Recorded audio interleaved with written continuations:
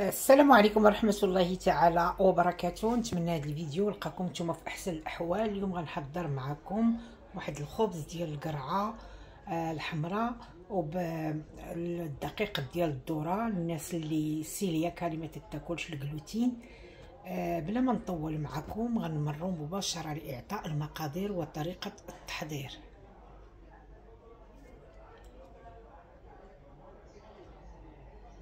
الا اول حاجه غنحتاج باش غادي نحضر معكم هذا الخبز ديال القرعه، غنحتاج 300 غرام ديال الدقيق. النص ديالو غادي نديرو في اي بول ولا في طحانه ولا اي حاجه عندكم. غندير النص ديال الدقيق 150 من وحيدت 150 غنخليها من بعد، و10 الغرامات ديال الخميره الفوريه او خميره الخبز.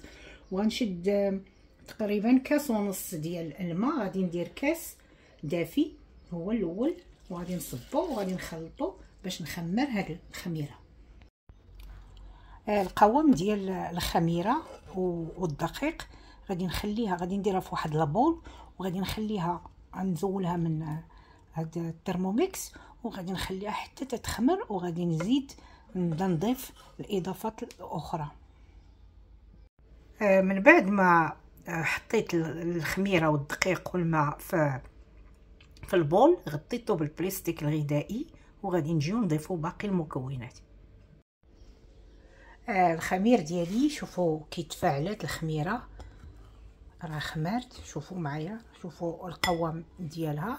دابا غادي نضيف ما تبقى من الدقيق اللي هو 150 غرام، في المجموع كان 300 غرام.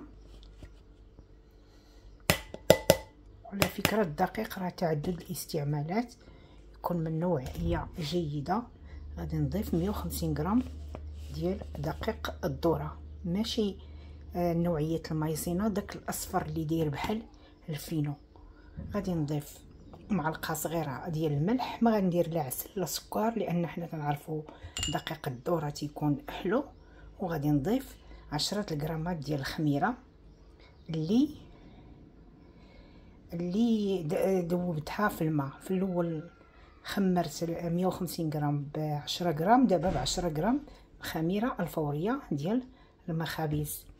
وغادي نضيف نص كاس ديال الماء اللي بقى من كاس ونص ديال الماء. صافي غادي نخلط هاد العناصر كما كتشوفوا معايا حتى يتمزج مزيان، وغادي نجي نكمل معكم بقيه الفيديو.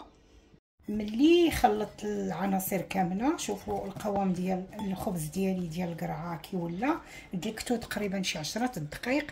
انا درتو في العجانه، واللي ما عندوش العجانه يبقى يدير شويه تاع الدقيق ويبقى يدلك تقريبا 10 دقائق. غادي نخليه دابا يخمر، ومن بعد غادي نضيف ليه القرعه وزريعه القرعه وغادي نجي نطيبو معكم. العجين ديالي شوفوا كيخمر. خديت ربعه ديال القرعه وقشرتها وحكيتها في الحكاك. غادي ندخل فيها هاد الربعه كامله وغادي ندلكها مزيان وغادي نجي نرجع معكم. القوام ديال الخبز ديالي شوفوا كي ولا، فزت عليه الربعه ديال القرعه محكوكه. وحنا تنعرفوا بان الخضره ديما تكون فيها الماء، داكشي باش خفاف القوام ديال العجين. هذا ما تيعنيش، راه بالعكس راه مزيان، هذاك هو القوام المرغوب فيه. غادي نضيف دابا الزريعه ديال القرعه ونخلط مزيان، وغادي نخليه حتى يخمر مره ثانيه ونجي نشكلو معكم. العجين ديالي ها هو خمر. دابا غادي نصبو في واحد القالب. هو فرشت ليه السيليكون باش ما يلصق ما والو، راه خامر. نحاول باش ما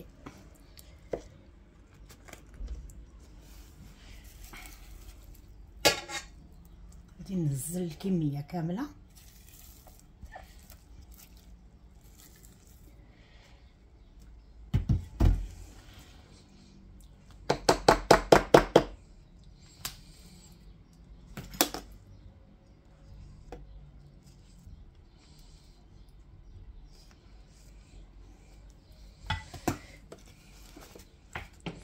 دابا غنحيد هادو.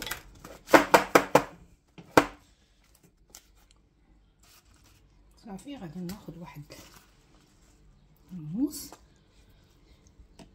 نحاول بحال غادي نحلو من هنا صافي. وغادي ناخذ الزبده، شويه تاع الزبده بحال البوماد، وغادي ندوز هذا الخط اللي درت بالموس. وغادي ناخذ الزريعه ديال القرعه، غادي نشعل الفران على 220 تقريبا 21 دقيقه، وغادي نخلي هذا يخمر تقريبا 20 دقيقه، وغادي نجي ندخلو معكم الفران. الخبز ديالي ها هو خمر تقريبا، غادي ندخلو دابا للفران، والفران شاعل على 220 تقريبا. غادي نخليه 10 دقائق من التحت على 220، ومن بعد ندير الفوق والتحت على 200 تقريبا. غادي يستغرق نص ساعه باش يطيب. الشكل ديال الخبز ديالي ملي كيخرج من الفران هو هذا. خليته ملي خرجته نزلت عليه بواحد المنديل شويه فازق. دابا غادي نزولو معكم وتشوفوه الشكل النهائي. الخبز ديالي من بعد ما برد انا غادي ننزلو معكم باش تشوفوه كي تيجي.